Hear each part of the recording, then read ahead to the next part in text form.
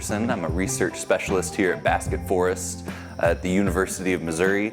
We're currently standing in our sugar shack where we make maple syrup every winter.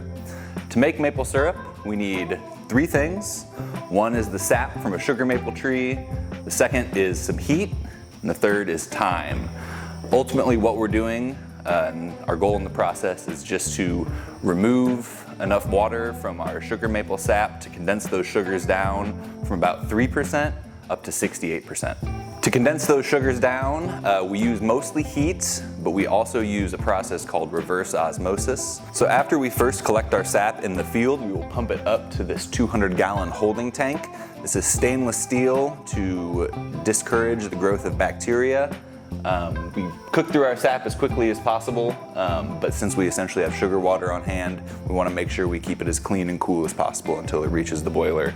Like I said earlier, before we get to the boiler, we have our reverse osmosis system here that will pump sap out of the tank through a system of filters that are under pressure. It will remove some of the water that's in there and pump our more concentrated sap back into the tank. So as our tank is holding our sap waiting to be boiled, the reverse osmosis system is running, constantly increasing the sugar percentage in this sap tank.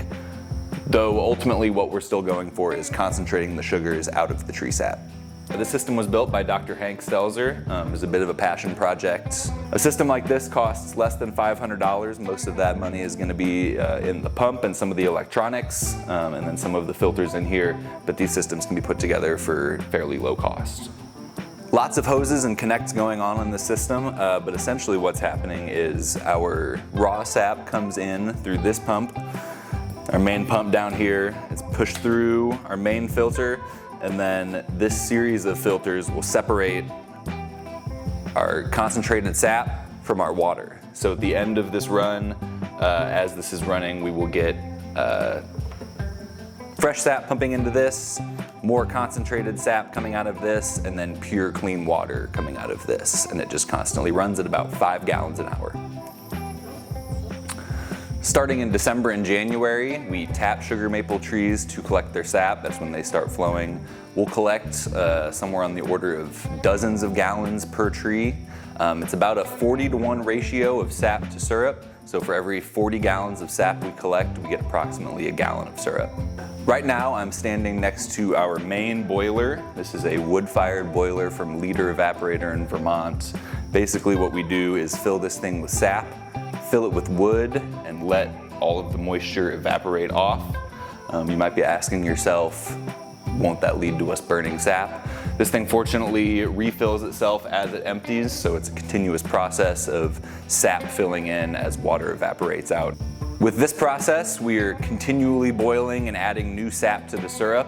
The sap flows in through here and out through here. There's a bit of a maze of channels inside that gives us a gradient. So coming in, we have low sugar sap, probably between 5 and 10% sugar.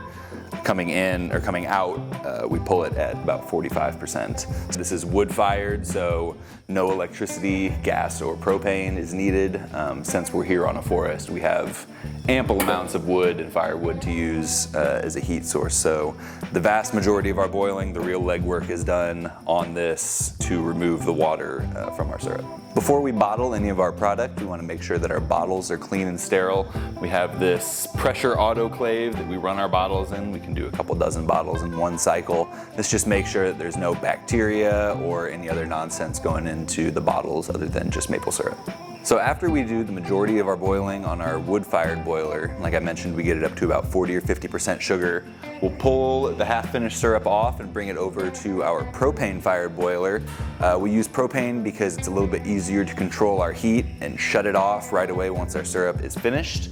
So this is essentially the same idea as we were looking at over there, just in a bit smaller of a package because we'll obviously have less syrup volume. This is our bucket that we use to transfer between the two boilers. We keep it in stainless steel like every other step of the process. Once our syrup is finished at about 68% sugar, we want to quickly pull it off of our secondary boiler and move it to our filtering and bottling station. What we've got going on here is kind of a stack of a double boiler on the bottom, a holding tank in the middle and a filter on top. We pour our finished syrup onto here and with a vacuum draw it through a series of wool and Orlon filters that get out any remaining particulate matter, usually niter and sugar sand. And then the syrup is held in this tank that has our thermometer and pouring nozzle, and the double boiler keeps it at proper temperature while we're waiting. We do need a 3-compartment sink, which is standard in restaurants. So we have our wash, our rinse, and our sanitize basins that we use for all of our tools and equipment. Being outside, a little bit remote, it's difficult to get a sink out here. So fortunately, this sink has its own clean and dirty water compartments, water heater, and pressure system, so we don't have to worry about running lines anywhere. And also, things get really sticky out here. So to have warm running water has been a game changer to keep sugar off of everything. Depending on the weather, we do not clean between batches typically. We do a hard clean and sanitize at the beginning and the end of each season. And if we have a period of downtime where there's warm weather and no sap production, we will go through, drain everything, do a cleaning and a sanitizing.